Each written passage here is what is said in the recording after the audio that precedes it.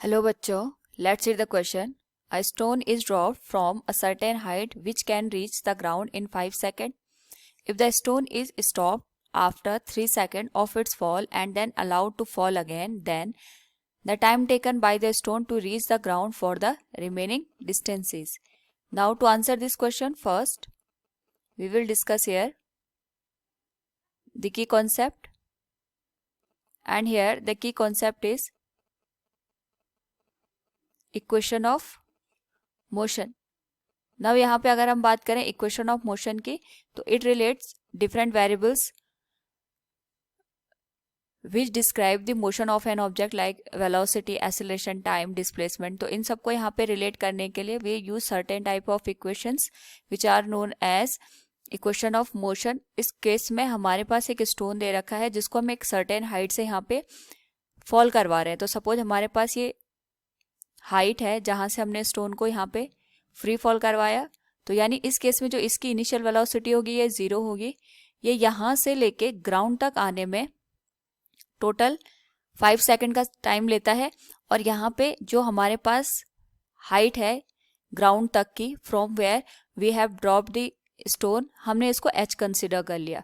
तो पहले हम यहाँ पे ये देखते हैं कि 5 सेकंड में ये ग्राउंड तक जब पहुंच रहा है तो इसने कुल कितनी यहाँ पे डिस्टेंस को कवर किया. So we can say here total distance covered in 5 second. अगर हम यहाँ पे 5 सेकेंड में डिस्टेंस कवर्ड की बात करते हैं तो ये हमारे पास h के बराबर आ गया.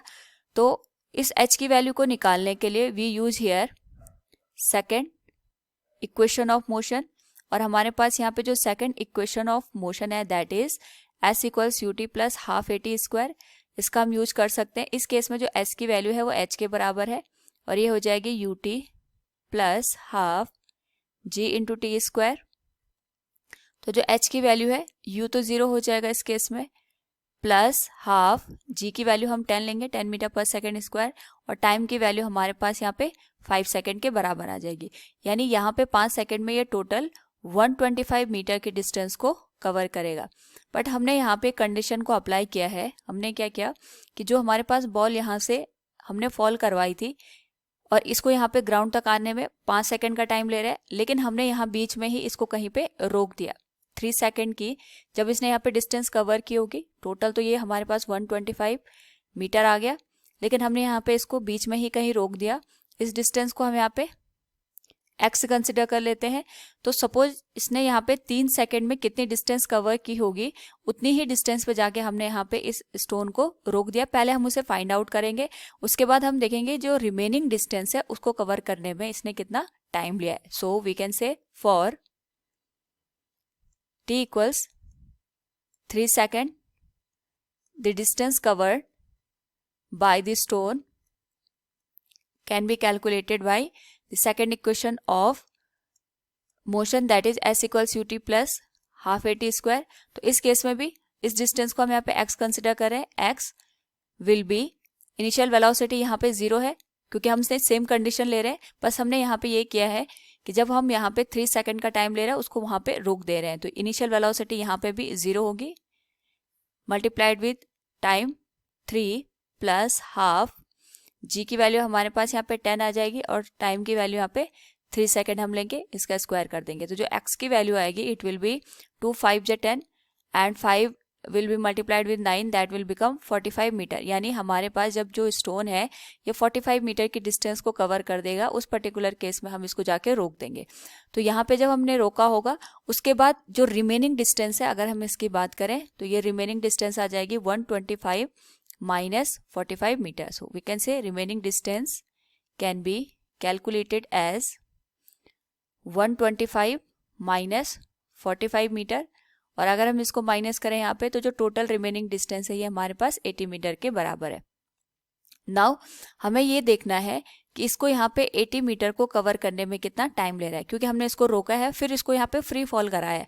तो हमें ये कंडीशन समझनी पड़ेगी कि ये जो रिमेनिंग 80 मीटर की डिस्टेंस है उसके केस में भी इनिशियल वेलोसिटी हमारे पास यहाँ पे 0 ही रहेगी. So we can say for remaining distance जो हमारे पास यहाँ पे इनिशियल वेलोसिटी होगी इसको हम यहाँ पे u डैश से इंडिकेट कर लेते हैं.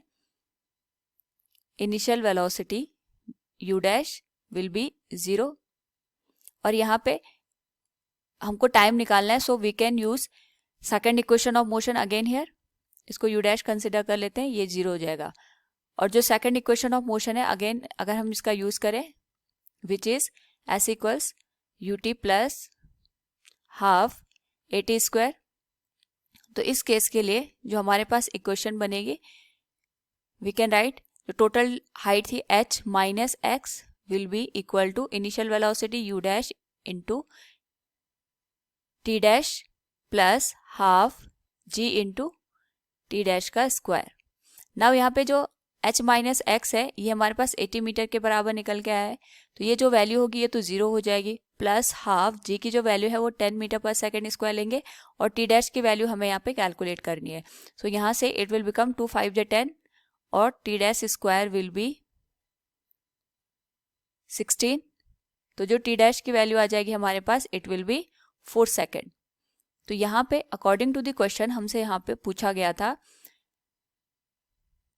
The time taken by the stone to reach the ground for the remaining distance. तो रिमेनिंग डिस्टेंस को कवर करने में यहाँ पे टोटल 4 सेकेंड का समय ले रहा है। Hope all you understood it. Thank you and best of luck.